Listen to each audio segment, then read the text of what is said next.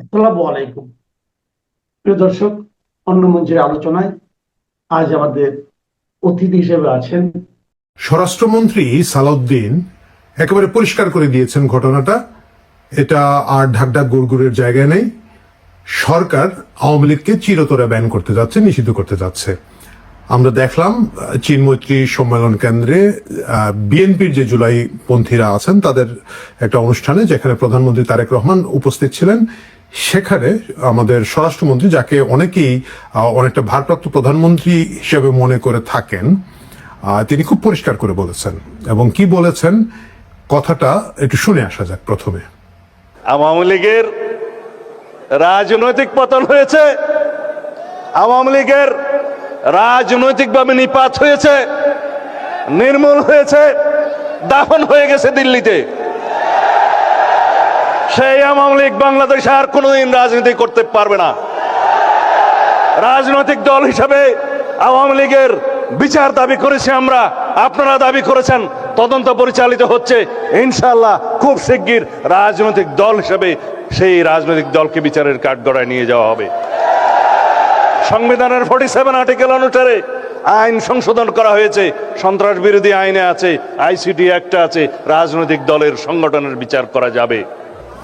তাহলে এটা পরিষ্কার যে আওয়ামী লীগকে এখন আর রাজনীতি করতে দেওয়া হবে না। মানে এতদিন পর্যন্ত আওয়ামী লীগকে যেভাবে রাখা হয়েছে সেটা হচ্ছে কার্যক্রম নিষিদ্ধ দল। মানে দল বৈধ কিন্তু কার্যক্রম করতে পারবে না। মানে আমরা দেখেছি যখন 5 আগস্টের পরে ডক্টর ইউনূস সরকার বাংলাদেশের শত শত সাংবাদিকের ব্যাংক অ্যাকাউন্ট ফ্রিজ করেছিলেন। অ্যাকাউন্ট আপনার, টাকার মালিক আপনি, কিন্তু এটাকে অনেক উদ্ভট এবং অবাস্তব ভাবে বলা হয়েছিল এবং আপনার টাকা আপনি ব্যাংক থেকে তুলতে পারবেন না। দীর্ঘদিন ফ্রিজ ছিল, অনেকেরই খুলেছে। আমি জানি না সকলের খুলেছে কিনা না। আমার নিজের এত টাকা পয়সা নাই, সুতরাং আমার এইসব টেনশন নাই। বাট যে কথায় যাচ্ছিলাম, আওয়ামী লীগ এতদিন ছিল কার্যক্রম নিষিদ্ধ কিন্তু দল বৈধ।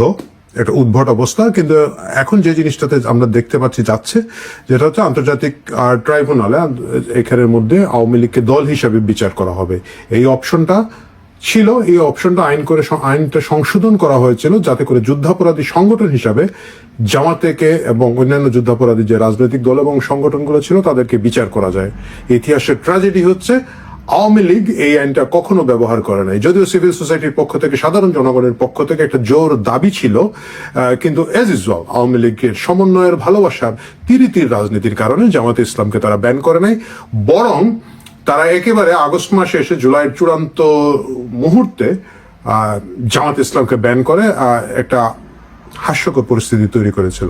সে কথায় না যাই, আমরা মূল কথায় চলে আসি। মূল প্রশ্নটা হচ্ছে আওয়ামী লীগকে কি আদৌ ব্যান করা সম্ভব? বলি আওয়ামী লীগ এর আগেও কিন্তু ব্যান করা হয়েছে। আওয়ামী লীগ এর আগেও কিন্তু শাস্তির মুখে পড়েছে। যেমন ধরেন 1958 সালে আইয়ুব খানের মার্শালের সময় রাজনৈতিক দলগুলো নিষিদ্ধ করা হয়, তার মধ্য দিয়ে আওয়ামী লীগ পড়ে যায়। বাট সেটা একটা বাল্ক কাহিনী ছিল। কিন্তু আওয়ামী লীগকে শুধু আওয়ামী লীগ হিসেবে এর আগে নিষিদ্ধ করা হচ্ছে মুক্তিযুদ্ধের সময় 1971 সালে ইয়াহিয়া খানের সামরিক শাসক তখন আওয়ামী লীগকে অফিসিয়ালি নিষিদ্ধ করে দিয়েছিল। ইয়াহিয়া খানের পরে এখনকার সরকার আবার আওয়ামী লীগকে নিষিদ্ধ করার একটা উদ্যোগ নিচ্ছেন এবং এটা আইসিটি আইনের মাধ্যমে তারা করে ফেলবেন। এই বিষয়ে সালাউদ্দিন সাহেবের বক্তৃতার পরে আমি মোটামুটি নিশ্চিত। এর আগে কিছু কিছু আশাবাদী লোকজন মির্জা ফখরুল ইসলাম আলমগীরের একটা দুটো বক্তব্য থেকে ভেবেছিলেন যে হয়তো বিএনপি আওয়ামী লীগকে কোনো একটা স্পেস দিতে পারে। কিন্তু বেচারা মির্জা ফখরুল ইসলাম আলমগীরের নিজেরই স্পেস কতটুকু বর্তমানের সরকারের মধ্যে আছে সেটা নিয়ে আলাপ আছে। ভিন্ন প্রসঙ্গ, আমরা না বলি। মির্জা ফখরুল ইসলাম আলমগীরকে ব্যক্তিগতভাবে আমি খুব পছন্দ করি, সজ্জন রাজনীতিবিদ। বাট বর্তমান রাজনীতিতে তিনি কতটুকু ছিলেন বা না ছিলেন, জুলাইয়ের আন্দোলনের এই মঞ্চেও তাকে দেখলাম না, জানি না, হয়তো সুস্থ আছেন, বাইরে আছেন। বাট বিএনপি আসলে চালাচ্ছেন সালাউদ্দিন আহমেদ, এবং সালাউদ্দিন সাহেব যখন খুব বোল্ডলি বলেছেন যে আওয়ামী লীগ নিষিদ্ধ হবে, সেটা নিষিদ্ধ হবে। এটা কি বাস্তবসম্মত হচ্ছে কিনা না, সেটা হচ্ছে আজকের আলোচনা। কারণ আমরা এর আগে বিশ্বের বিভিন্ন দেশে দেখেছি অনেক জনপ্রিয় রাজনৈতিক দলগুলোকে এইভাবে নিষিদ্ধ করা হয়েছে। খুব বড় উদাহরণ যদি আমরা বলি, আমরা আর্জেন্টিনার দিকে তাকাতে পারি। 1955 সালে সেখানে ফেরেনি বলে একটা পার্টি ছিল, ওয়ান ফেরোনি বলা যেত বোধহয় ওনার নাম। আমি একটু যদি দেখে নেই বা না দেখলেও বলতে পারি, যেটা হচ্ছে পেরন। ওয়ান প্যারনকে ক্ষমতাচ্যুত করা হয়েছিল 1955 সালে আর্জেন্টিনাতে, সামরিক শাসন জারি করা হয়েছিল এবং তার দলকে নিষিদ্ধ করা হয়েছিল। কিন্তু সেই দল বিভিন্ন ছদ্মাবরণে সেখানে ছিল, শ্রমিক সংগঠন হিসাবে ছিল, যুব সংগঠন হিসাবে ছিল, যেটাকে আমরা এখানে ছাত্ররা সংগঠন বলতে পারি। এই ধরনের প্রেক্ষাপটের মাধ্যমে দলটা টিকে ছিল এবং পরবর্তীতে তারা আবার নির্বাচনের মাধ্যমে ক্ষমতায় এসেছে। 17 বছর লেগেছে। আপনি যদি বিএনপির কথাই ধরেন, বাংলাদেশে বলেন, তারা তো নিষিদ্ধ ছিল না, বাট 17 বছর তারা কি করতে পেরেছে? ঘটনাচক্রে জুলাইয়ের আন্দোলনের ফলভোগী তারা। কিন্তু যদি জুলাইয়ের যে কোটা আন্দোলনের মাধ্যমে ভিন্নভাবে যদি আন্দোলন না হতো, বিএনপির নেতৃত্বে যদি আন্দোলন হতো, বিশ্বাস করেন আমি জানি, আপনি জানেন এবং বিএনপি নেতারাও জানেন, মানে আজকে জুলাইয়ের ওই অনুষ্ঠানের মধ্যে তারাও বলেছেন আমরা লুকিয়েছিলাম, আমরা লোক পাঠিয়েছি, পরিচিত মুখ যায় নাই। ছাত্রদল নেতারা পর্যন্ত বলেছেন যে ছাত্রদলের নেতারা যারা সম্মুখ সারি, যাদের মুখ খুব পরিচিত, তারা চেষ্টা করেছেন যাতে ক্যামেরার সামনে না পড়েন। মানে তারা নিজেরাই জানতেন যে জনগণের মধ্যে তাদের বিশ্বাসযোগ্যতা, বিশ্বস্ততার জায়গাটা খুব একটা ছিল না। কিন্তু বিএনপি এক ধরনের ব্যান থাকার পরেও কিন্তু এখানে এসেছে। সালাউদ্দিন সাহেব বলেছেন আওয়ামী লীগের দাফন হয়ে গিয়েছে দিল্লিতে, একই অবস্থা কিন্তু বিএনপির দাফন হয়ে গিয়েছিল লন্ডনে, বা যদি বলেন শিলংয়ের কথা না বলি, কিন্তু লন্ডনে দীর্ঘদিন তারেক রহমান ছিলেন। কোনো একটা বড় পলিটিক্যাল ইম্প্যাক্ট তিনি বাংলাদেশে তার নেতাকর্মীর বাইরে তৈরি করতে পারেন নাই। এই বাস্তবতাটা আমি জানি বিএনপির বন্ধুরা এখন ফেসবুকে এই কমেন্টের বক্সে আমাকে গালি দেবেন, বাট ভাই সকলে মিলেই আমরা যদি খুব নিরপেক্ষভাবে বিচার করি তাহলে এটা বাস্তব। আসুন আওয়ামী লীগের কথা বলি। আওয়ামী লীগ নিষিদ্ধ করবেন, কিন্তু আওয়ামী লীগের সমর্থকদের কি হবে? আমাদের কাছে একটা জিনিস মনে রাখতে হবে, একটা দ্বন্দ্ব, একটা কনফ্লিক্টের মাধ্যমে রাজনীতি এগিয়ে যায়। একটা পক্ষ থাকে, একটা বিপক্ষ থাকে। বাংলাদেশে এখন পক্ষ হচ্ছে বিএনপি এবং জামাত ইসলাম। আপনি যেভাবেই দেখেন বিএনপি এবং জামাত ইসলাম একই রাজনীতি সাবস্ক্রাইব করে। ঠিক যে কারণে ধরেন জাতীয় পার্টি টিকতে পারলো না, কারণ জাতীয় পার্টি বিএনপি একই জিনিস, দুটোই একই প্রক্রিয়ার মধ্য দিয়ে জন্ম হয়েছে এবং যেটা বড় সেটা ছোটটাকে দুর্বল করবে, মেরে ফেলবে। সুতরাং সেখানে জাতীয় পার্টি টিকতে পারেনি। কিন্তু বিএনপি এবং জামাত দুটো মিলে একটা শক্তি হিসেবে আছে এবং তাদের ভোট কনভার্টেবল। সুতরাং যদি জামাতকে তখন নিষিদ্ধ করে দেওয়া হতো, জামাতের 6% ভোট ছিল, 6 to 7% ভোট সেটা বিএনপিতে চলে আসতো, কারণ এইটা একটা সেগমেন্টের ভোট। একইভাবে আওয়ামী লীগের যে ভোটটা আছে, যেটা হচ্ছে ধরেন মুক্তিযুদ্ধের ভোট, তাদের যে থিওরিটিক্যাল জায়গাগুলো আছে, যে তাত্ত্বিক জায়গাগুলো আছে, সেটার একটা হচ্ছে যে তারা মুক্তিযুদ্ধের পক্ষে শক্তি, দ্বিতীয়টি হচ্ছে ধরেন তারা ধর্মনিরপেক্ষতা আছে, বাঙালিয়ানার মধ্যে আছে, নারী স্বাধীনতা আছে, নারী বিশ্বাসের মধ্যে আছে। এবং এই জায়গাগুলো যদি না একটা বিকল্প রাজনীতি তৈরি হয়, এরা যাবে কোথায়? মনে রাখতে হবে আওয়ামী লীগের সমর্থন একেবারে কম করে ধরলে 25%, বেশি ধরলে 40%, 40%। 25 থেকে 40% মধ্যে এদের সমর্থন আছে। এটা বংশ পরম্পরা, এদের একটা লিগেসি আছে। মানে একটা কথাই আছে যে আওয়ামী লীগ হওয়া যায় না, আওয়ামী লীগ হয়ে জন্মাতে হয়। মানে আওয়ামী লীগের বিরোধী পক্ষ এদেরকে বলেন একটা কাল্ট, কেউ কেউ বলেন ধর্ম। আমি যদি সৈয়দ আশরাফের সেই কথাটা স্মরণ করি, সৈয়দ আশরাফ বলেছিলেন আওয়ামী লীগ একটা অনুভূতির নাম। যারা আওয়ামী লীগের সমর্থক তাদের মধ্যে এটা কিন্তু একটা অনুভূতি। আপনি দেখবেন যারা আওয়ামী লীগ বিরোধী শক্তি এখন রাজনীতিতে আছেন, তারা বারবার বলেন আওয়ামী লীগের একটা মিনিমাম তৃণমূলের সদস্য পর্যন্ত জুলাই আগস্ট নিয়ে কোনো দুঃখ প্রকাশ করে নাই, অনুতাপ করে নাই। This is Awami League. আওয়ামী লীগের থট প্রসেস তাদের একেবারে টপ টু বটম একই ধরনের, এবং এই ধরনের একটা দল সংগঠন যারা আইয়ুব খানের সময় টিকে গেছে, ইয়াহিয়া খানের সময় টিকে গেছে, এখন এসে তাদেরকে যদি আপনি বিকল্প রাজনীতিতে এই সমর্থকদের জায়গা না দিতে পারেন, এবং সেটা আসলে বিএনপির পক্ষে সম্ভব না। অনেকেই নাক চেপে বিএনপিকে ভোট দিয়েছিলেন বলে আমরা শুনেছি।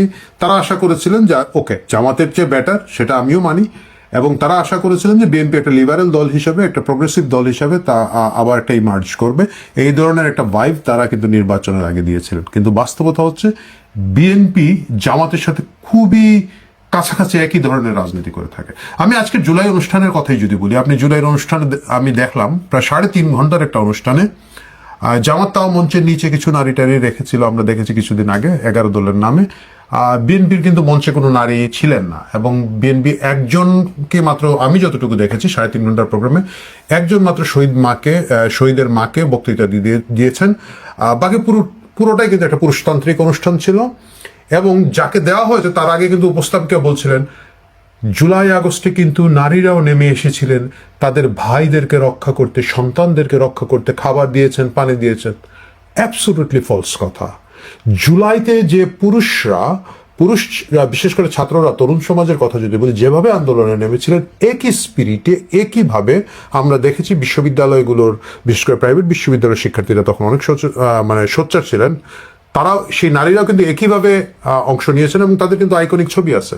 কিন্তু বিএনপি বলছে তাহারা আসিয়াছিলেন খাবার দিতে, পানি দিতে, এবং মাত্র একজন শহীদের মাকেই আমরা সব দেখলাম মঞ্চে স্পেস দিয়েছেন। যাই হোক, সেটা বিএনপির রাজনীতি। এখন আওয়ামী লীগের এই 25 থেকে 40 ভাগ লোক, এদের রাজনীতির কি হবে? এই রাজনীতিটা থাকবে, এই রাজনীতি টিকে থাকবে, কারণ হচ্ছে মুক্তিযুদ্ধকে ধারণ করার যে সুযোগ অন্যান্য রাজনৈতিক দলের ছিল, আমরা দেখেছি তারা সেই রাজনৈতিক সদিচ্ছাটা প্রকাশ করেন নাই। আমি যদি একেবারে বিএনপির কথা বলি, বিএনপি খুবই কনফিউজড একটা দল। বিএনপি একই দিকে বলে মুক্তিযুদ্ধের ঘোষক শহীদ প্রেসিডেন্ট জিয়াউর রহমান আমাদের প্রতিষ্ঠাতা, আমাদের এখানে অনেক খেতাবপ্রাপ্ত মুক্তিযোদ্ধা ছিলেন, সেটা বাস্তব। প্রচুর মুক্তিযোদ্ধা, বিশেষ করে জিয়াউর রহমানের সহকর্মী যারা ছিলেন তখন, তারা বিএনপি করেছেন। আমরা একেবারে শওকত সাহেব থেকে শুরু করে যদি আরো অনেকে, ইভেন কর্নেল অলি পর্যন্ত যদি আমরা আসি, যদিও কর্নেল অলি এখন জামাতে চলে গেছেন, বাট এরা ছিলেন বিএনপির সাথে। কিন্তু বিএনপি কিন্তু মুক্তিযুদ্ধকে কখনোই অ্যাবসলিউটলি ধারণ করে নাই, কারণ তাদের পিছনে ওই জামাত অংশের যে একটা টানাটানি আছে, এই টানাটানিটা কিন্তু তাদের রয়ে গেছে। ভাই অনেক গরম, গামছি, মাফ করে দিন। যাই হোক, সুতরাং মুক্তিযুদ্ধের পক্ষে আর কোনো বিকল্প শক্তি নাই, এবং এই স্পেসটা আওয়ামী লীগ এককভাবে, আমরা বলি যে আওয়ামী লীগ ছিনতাই করে নিয়েছে মুক্তিযুদ্ধের চেতনা বিক্রি করে। বাস্তবতা হচ্ছে আওয়ামী লীগের কাছ থেকে এটা টেনে এনে যে আমরা বিক্রি করব, আমরা বাকিরা সেটা করি না, করতে চাই না, এবং এই কারণে আমরা ধর্মনিরপেক্ষতাকে প্রমোট করতে চাই না, বা একটা সেকুলার পরিস্থিতি যেখানে সকল নাগরিকের সহাবস্থান, এটাকে আমরা প্রমোট করতে চাই না। আমরা শেষ পর্যন্ত গিয়ে ওই বিভিন্ন জঙ্গি গোষ্ঠীর খপ্পরে পড়ে যাই। আমরা বাংলা ভাই থেকে শুরু করে ইংলিশ ভাই হই, আরবি ভাই হই, উর্দু ভাই হই, ফার্সি ভাই হই, কিছু একটা হই। এই জায়গাটা আওয়ামী লীগের রাজনীতিটা রয়ে যাবে। এবং ইতিহাসে কিন্তু এই ঘটনা আছে। আমি একটু আগে যে আপনাদেরকে যে উদাহরণটা দিয়েছিলাম আর্জেন্টিনা থেকে, আর্জেন্টিনার বাইরে যদি যান, আপনারা মনে আছে মিশরের ব্রাদারহুডকে কিন্তু নিষিদ্ধ করা ছিল, বছরের পর বছর মুসলিম ব্রাদারহুড নিষিদ্ধ ছিল। কিন্তু আরব স্প্রিং এর পরে তারা কিন্তু ক্ষমতায় আসলো। হ্যাঁ, টিকতে পারে না অন্য কারণে। তারা তো আসলে জামাতের মতোই অতি উৎসাহিত হয়ে, অতি লাফালাফি করে, ফ্রিজ দাও, পর্দা দাও, এই দাও, সেই দাও, নিজের মেয়ের নামে বরাদ্দ নিজে নিজে দিয়ে দাও, মানে এই কাহিনীগুলো তো ওরা করে, মানে এরা নিজেদের নিয়ন্ত্রণ করতে পারে না। কন্ট্রোল করার ক্ষমতা এই রাশমিকা মান্দাকারের সমর্থকদের নাই। এই জায়গায় গিয়ে তাহলে জামাত টাইপের দল হিসাবে মুরসি টিকতে পারে না, বাট তারা ক্ষমতায় এসেছিল। আপনি যদি টার্কির দেখেন, টার্কিতে কিন্তু এখন ইসলামী ভাবাপন্ন রাজনৈতিক দলগুলোই ডমিনেট করছে, শুধু ক্ষমতার ব্যাপারটা না, পুরোটাই তারা ডমিনেট করছে। এই টার্কিতে কিন্তু দীর্ঘদিন ধরে এদেরকে নিয়ন্ত্রণ করার বা কন্ট্রোল করার কথা ছিল। অনেকে বলেন, আমি শুনেছি যে মুক্তিযুদ্ধের মাধ্যমে তো মুসলিম লীগ অ্যাবসলিউট হয়ে গিয়েছিল, জুলাই আগস্টের মাধ্যমে আওয়ামী লীগ হয়ে যাবে। এরা আসলে ইতিহাসটা জানেন না। 70-এর নির্বাচনে কিন্তু মুসলিম লীগ কোনো ফ্যাক্টরি ছিল না, এবং বিশেষ করে আইয়ুব খানের শাসন শুরু হওয়ার পরে, যুক্তফ্রন্ট সরকারের ক্ষমতার পরে, ওই সময় থেকে মুসলিম লীগ কিন্তু স্বাধীন পাকিস্তানে খুব একটা জোরদার অবস্থান ছিল না। 70-এর সময় তাদের অনেকগুলো ফ্র্যাকশন ছিল, কনভেনশন মুসলিম লীগ, অমুক মুসলিম লীগ, ব্র্যাকেট করা ছিল, এবং তারা সকলে মিলেও মনে হয় 2% ভোট, 1% ভোট পায় নাই। আওয়ামী লীগের পরে 70-এ পূর্ব পাকিস্তান তখনকার বা বাংলাদেশে দ্বিতীয় শক্তিশালী দল ছিল জামাত, তাদের তখন 6 to 7% ভোট ছিল। এখন পর্যন্ত জামাতের এই 6 to 7% ভোট আছে, মানে গত নির্বাচনের কথা বাদ দেন, এটা এনিওয়ে আপনারা জানেন। এর আগ পর্যন্ত যেগুলোকে আমরা নির্বাচন হিসাবে ধরি, সেগুলোতে জামাতের ভোট 6 to 7% ছিল, মানে ওই ভোটটা কমে নাই। একইভাবে আওয়ামী লীগের 25 to 40%, মানে 25 কখনোই ওরা পায় নাই, 30 to 40% যদি ধরি, আমি ধরলাম দীর্ঘদিন ক্ষমতা থাকার কারণে তাদের জনপ্রিয়তা হারিয়ে গেছে, ইত্যাদি ইত্যাদিও যদি হয়, 25 থেকে 40 ভাগ লোক আছে, এবং এরা কোথাও যাবে না। এদের একটা বিরাট অংশ বংশ পরম্পরায় আওয়ামী লীগ করে, বিরাট অংশ আওয়ামী লীগের যে পলিটিক্যাল ফিলোসফি সেটাকে সাবস্ক্রাইব করে, সে মুক্তিযুদ্ধকে সাবস্ক্রাইব করে, সে ধর্মনিরপেক্ষতাকে সাবস্ক্রাইব করে, বাঙালি সংস্কৃতিকে সাবস্ক্রাইব করে, যেখানে আওয়ামী লীগের বাইরে একটা বিকল্প রাজনৈতিক দল এখন পর্যন্ত তৈরি হয় নাই, তৈরি হওয়ার আশু কোনো সম্ভাবনা নাই।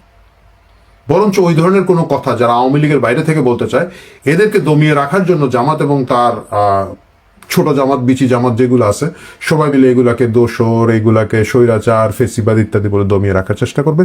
স্বাভাবিকভাবেই জামাত ঘরানার যে উগ্র ডানপন্থী যে পলিটিক্সটা, সেটা হচ্ছে অন্যকে দমন করে ফেলার একটা পলিটিক্স। তাহলে 25 থেকে 40 ভাগ লোককে যদি আপনি রাজনৈতিক স্পেস না দেন, এইটার যে একটা প্রতিক্রিয়া হবে, ইমিডিয়েট হবে না। এটা সালাউদ্দিন সাহেব এবং আমি দুজনেই একমত হব, খুশির ব্যাপার। কিন্তু এটা একটা বিরাট প্রতিক্রিয়া হবে। সেই প্রতিক্রিয়া সামাল দেওয়ার মতো সাংগঠনিক দক্ষতা, রাজনৈতিক প্রজ্ঞা কোনোটাই বিএনপির নাই। সুতরাং আগামী দিনে আওয়ামী লীগ নিষিদ্ধের এই প্রক্রিয়ার মাধ্যমে এতগুলো মানুষকে রাজনীতির বাইরে ফেলে রেখে যদি মনে করা হয় এই দেশে শান্তি আসবে, সেটা সম্ভব না, এটা বাস্তব না। এবং সেই কারণেই আমার কাছে মনে হয় বিএনপি তার নিজের স্বার্থেই ভেবে দেখা উচিত তারা যে সিদ্ধান্ত নিচ্ছেন, সালাউদ্দিন সাহেবের জোশে যে সিদ্ধান্ত নিচ্ছেন, সেই সিদ্ধান্ত শেষ পর্যন্ত তাদেরকে পস্তাতে হয় কিনা। প্রিয় দর্শক, ভালো থাকেন, কথা হবে কালকে অন্য কিছু নিয়ে।